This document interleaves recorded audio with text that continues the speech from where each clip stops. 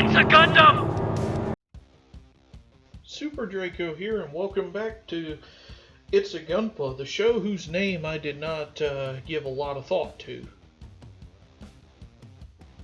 So we're going to finish up the main part of Xabungle by building his head.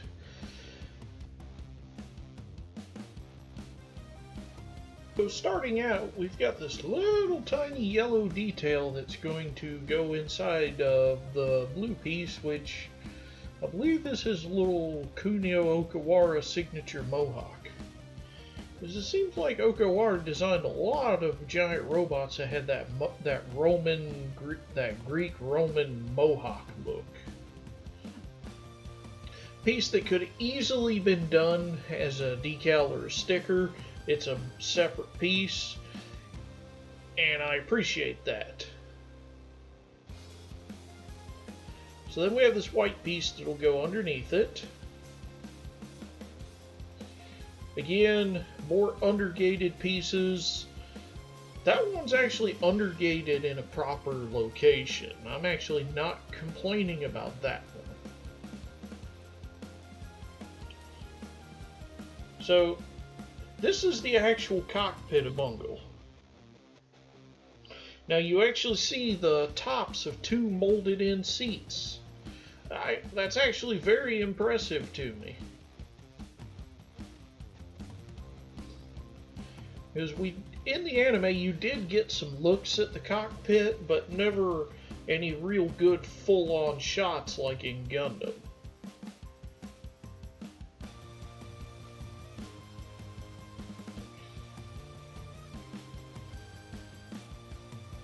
And so here, this is actually really cool. They actually have molded pilot figures for each, for the different pilots of Xabungle.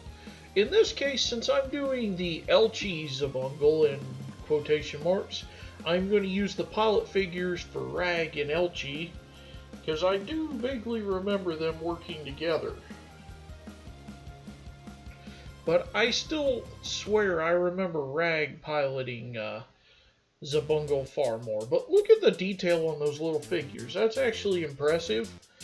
I lack the desire and time to paint them, but it does come with other full body in scale figures. So at least they're offering something. Or at least they're trying to offer some value.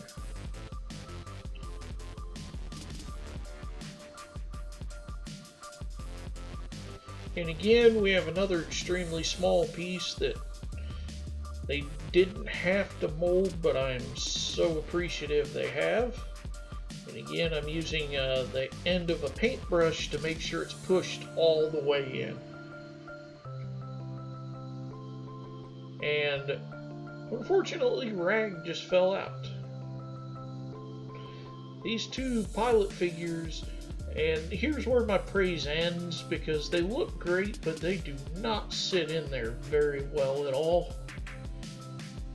And I'm actually worried that probably Rag came loose after I finished assembling Xabungle.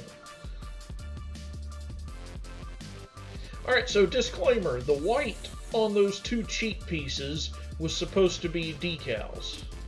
More water transfers. As you can see from the paint on my fingers, me and those water transfers had a very strong disagreement, and I fired them and just painted it.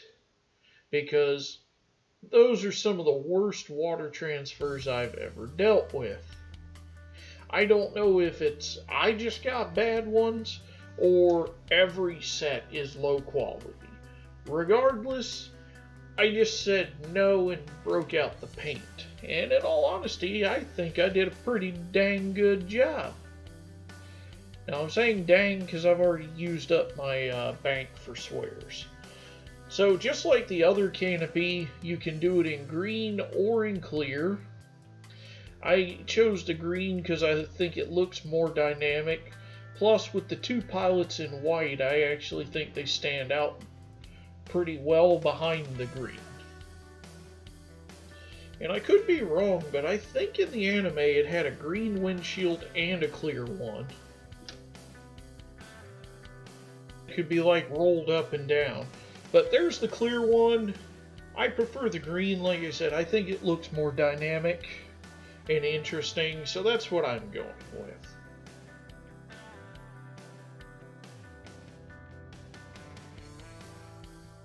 Okay, and so then we're just going to put the top of the head on. Now, it's not a 1980s anime mecha without some kind of antennas. So first off, we're just going to trim that little piece off. And then Xabungle has two antennas that just go right into the sides of the head.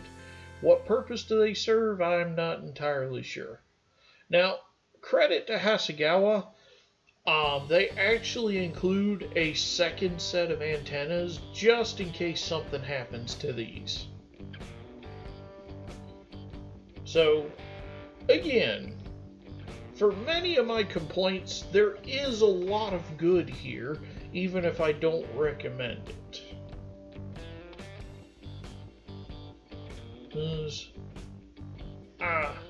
You know, Wayne, he likes to say he makes mistakes so we don't have to.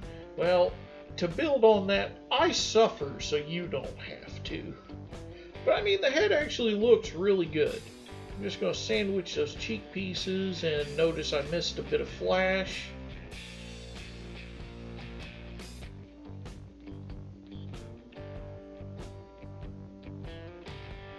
So I'm just going to take a X-Acto knife, scalpel, whatever you want to call it, and just shave all that off. Give it a good squeeze, and there we go. It looks a lot better. Okay, so since that was short, we're going to move on and go ahead and build Xabungle's rifle. Okay, so this is where I'm deviating from the instructions. You actually get both clear and clear green lenses for the rifle scope. I'm going ahead and I'm using the clear green as opposed to the clear because, again, I think it looks more striking and dynamic. Again, if you do one, paint them whatever color. Paint the clear ones whatever color you want. Use the clear ones and the green ones. Whatever makes you feel good.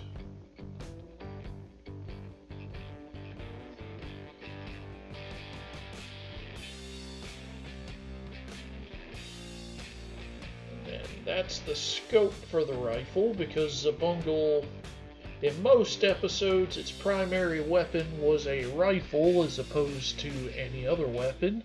Xabungle is one of the few anime mechs that really didn't have a melee weapon. Walker Gallier did have a signature melee weapon, the boomerang idiom. I think that's what it was called.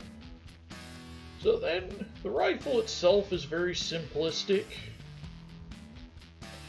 And I actually am glad they made it this way so it's light. Because with the structure of the arms the way it is, they really are not supporting a whole lot of weight. So, barrel goes on, then this cover goes on top after I clean it up. I have built a lot of model kits, but I have never had this much shaved off plastic like this Hasegawa kit from these undergates. Because it undergated a lot of stuff that genuinely did not need to be undergated.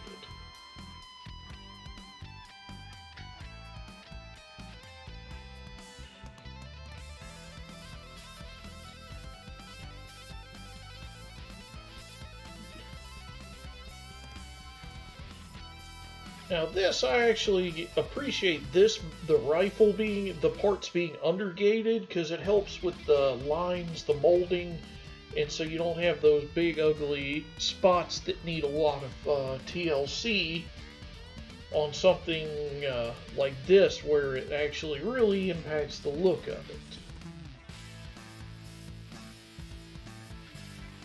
So I was studying the instructions carefully to make sure I got the pieces where they were supposed to be.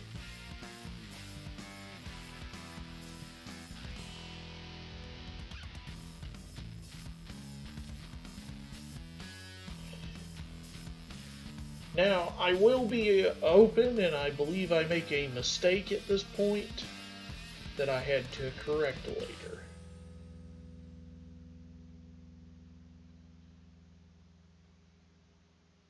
And now I'm just trimming off more undergated plastic. Not a big deal. And the mistake is you're supposed to put the scope in before you sandwich those together. And then the wrist rest for the rifle, it goes at the back. Now, as you can see, it's offset, so this can only sit on the rifle one way. Now, I suppose if you wanted your Xabungle to use the rifle in the other hand, that you could reverse it so that it's offset the other direction. And while we're here, let's go ahead and put the trigger finger hand together for the rifle. So much like the other hands that went in the box after the review was done, you can see it's just basically the same setup. The hand itself, the cover, and then the fingers. So cover on, fingers,